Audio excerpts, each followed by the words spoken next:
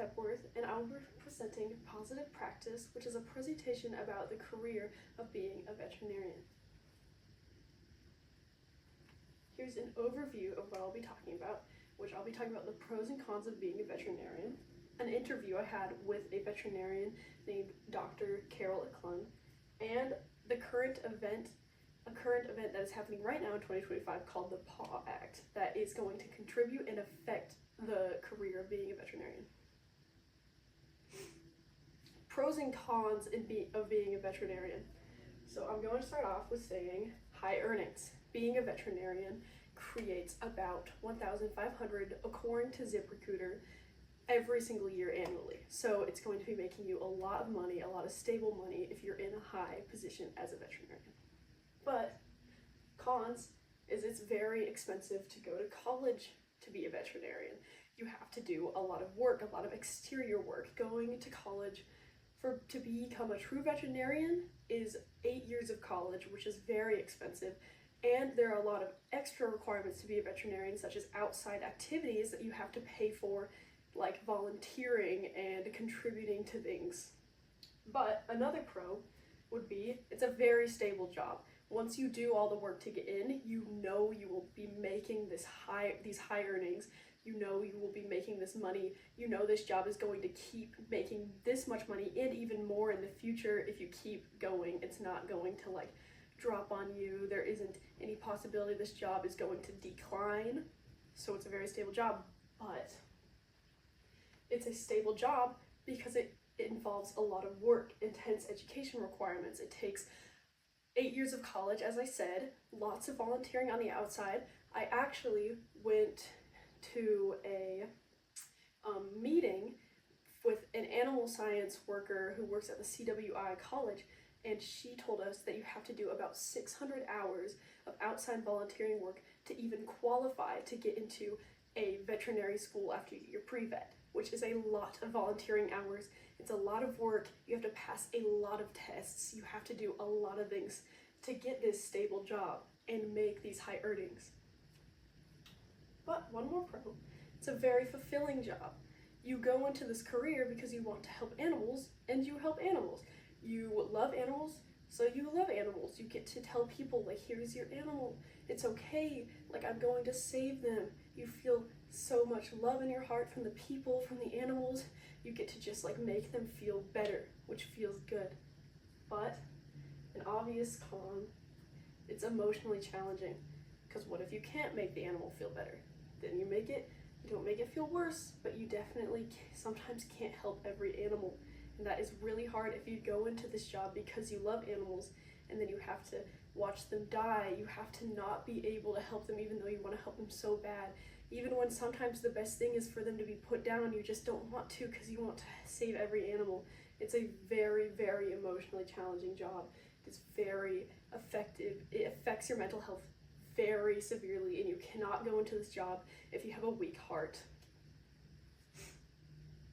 Moving on. Statistics.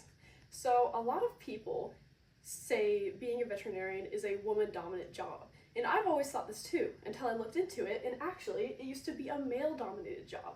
So as you can see, 1920, obviously 100% men, but 1960, 90% men still, 10% female.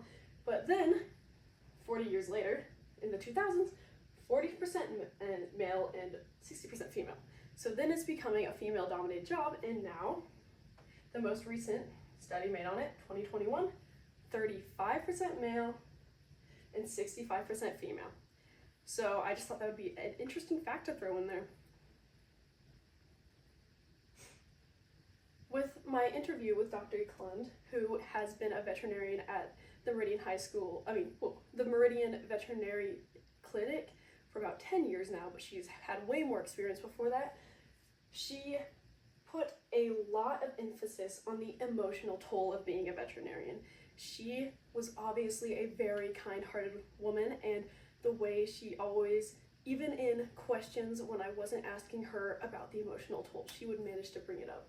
She taught me a lot about how putting down animals is the worst part of the job.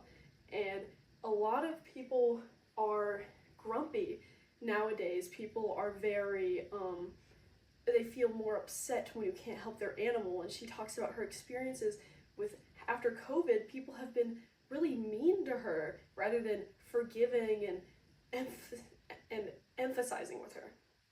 We also talked about changes in the profession, which I will lead on to how people have been more grumpy after COVID.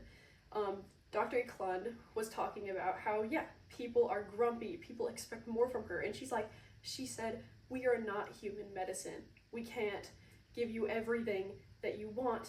Your animals, sometimes the best thing is to put them down, or sometimes the best thing is that it just lives with this condition and we can't fix it. It's cheaper. It's just like, you can't always save them. But more changes in the profession is that Dr. Klund talked to me about how there might be a decrease in school. Like, it is 8 years right now, it might turn to 7 or 6 years because it's the veterinary schooling was everything. But now it might be evolving into, if you want to be a small animal veterinarian, you only have to take classes for that. So that will significantly decrease how many years you have to be in college. And one last thing, which I only realized in the interview with her, so I thought it was important to add in here, the most important part of the job, the people. If a lot of people say, if you are antisocial and you love animals, you should be a veterinarian. I've had people tell that to me. Like, I'm not great with people, but I'm great with animals, so you should be a veterinarian. But you shouldn't. Dr. Klund talked a lot about how she went into this job not realizing that every animal is attached to an owner. And honestly, you talk to the people more than you care for the animals, because a owner will bring their pet in, and the pet can't tell you, my arm hurts. The person has to say what's been going on, like, why are they sick, why are they worried, and the pet is just like the one part. You take care of it, and then you have to tell the owner, like, here's what's wrong, here's what's going on, how much it's going to cost. It is a very, socially inclined job. And so it is not a good job to go into if you're like, I don't talk to people that well, but I love animals. It is not the job for you.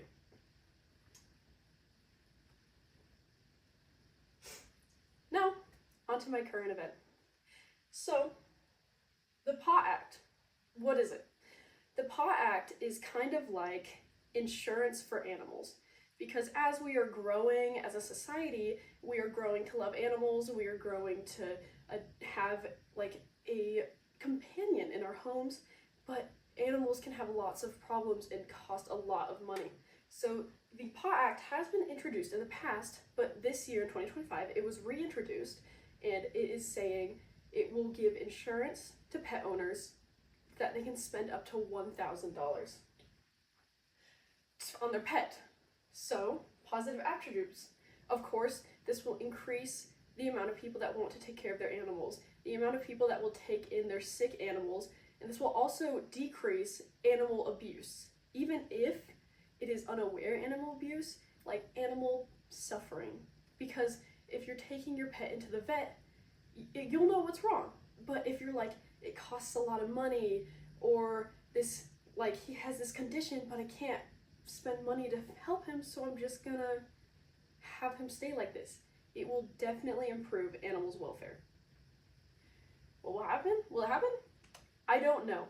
The PAW Act is something that has only been introduced. It is not something that has passed yet. It has not been something that is going to be passed. It's a question. The only thing to know is it's good, it will help a lot, and it will be a really amazing thing to introduce to pet owners. So, thank you so much for listening.